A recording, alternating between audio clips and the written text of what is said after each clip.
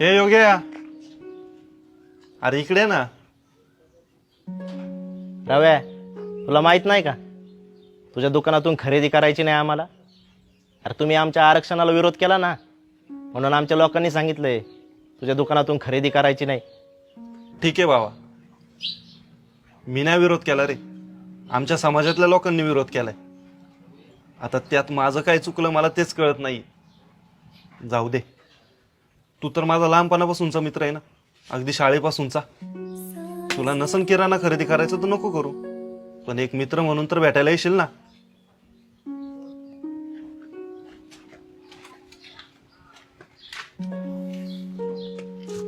बोल. योग्या, मी गावात थांबणार नाहीये, मी पुण्याला चाललोय. तिथं मावस भाऊ राहतोय माझा. तो बोलला मी तुला माझ्या ओळखीच्या दुकानात कामाला लावून देतो. आता हा पगार थोडा कमी आहे, पण भागवायचं कसं तरी. एकदा सूर लागला ना, गावचं सगळं गाबाळ घेऊन मी तिकडे जाणार आहे. बायकोला पण कुठेतरी कामाला लावीन, नाहीतर करेल धुण्या भांड्याची कामं. रव्या, तू गाव सोडून पुण्याला जाणार? काय करू योग्या, जात कोणतीही असली तरी पोटासाठी सर्वांनाच लागतं ना. आता पहिल्यासारखी पण कमाई राहिली नाही, त्यामुळे गावात थांबून तरी काय करणार आहे. अरे मी गावाला आपलंसं केलं होतं, पण इथल्या लोकांना मीच नकोसं झालो.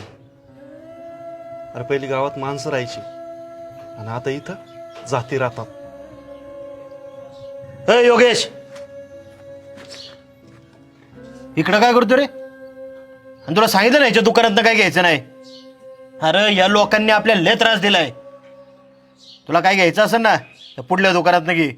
चल. बाजी अण्णा, आपल्या आरक्षणाला याने विरोध केलाय का? नाही ना, पण त्याची शिक्षा याला कशाला? आणि तसंही पण आता कायमचा पुण्याला जाणार आहे. अण्णा, जर असाच गावातला एक एक माणूस जात राहिला ना, तर गावाच्या गावं रिकामी होतील.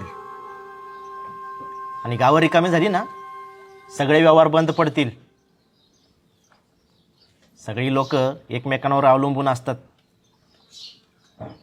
अहो, काही लोक शेती करतात, काही शेतमजुरी करतात, काही शेतीचे अवजारं बनवतात, काही किराणा मालाचं दुकान चालवतात, काही जण केस कापतात, काही फळं विकतात, भाजीपाला विकतात. ही आपली कृषीप्रधान संस्कृती संपवायची का आपल्याला? अरे पण यांचा विरोध का आपल्याला? न्याय सगळ्यांना मिळायला पाहिजे बाजींना. आपण आपल्या आपल्यात भांडून न्याय मिळणार नाही. आपण एकत्र येऊन न्याय मिळेल. न्यायालयात, सरकार दरबारी आपण एकत्र येऊन आपली बाजू मांडू. आणि आपल्या पूर्ण महाराष्ट्रात जो कोणी मागे राहिलाय ना, त्याला पुढे आणू. आपला महाराष्ट्र धर्म जपू, नाहीतर बाहेरचे लोक येऊन आपल्यालाच गुलाम करतील. आपण आपल्याच मातीत परके होऊ. बघतोय ना, सगळी किराणा मालाची दुकानं बाहेरची लोक चालवतात. सोन्या चांदीपासून काचेच्या दुकानापासून घरांच्या विटांपर्यंत बाहेरच्या राज्यातला माणूस इथे येऊन व्यवसाय करतोय, इथल्या जमिनी घेतोय. आणि आपण आपल्याच माणसांशी भांडत बसलोय. हे बदलायला हवं, तरच आपण आपल्या मातीत टिकू. नाहीतर परक्याची गुलामी फिक्स आहे. आईला हे माझ्या लक्षातच आलं नाही गाड्या. ह्यो महाराष्ट्र धर्म टिकला पाहिजे. छत्रपती शिवाजी महाराज, शाहू फुले आंबेडकरांचा हा महाराष्ट्र, हा टिकला पाहिजे. बाजांना, लढाई फक्त तुमच्या एकट्याची नाहीये, आपल्या सर्वांची. जय महाराष्ट्र. जय महाराष्ट्र.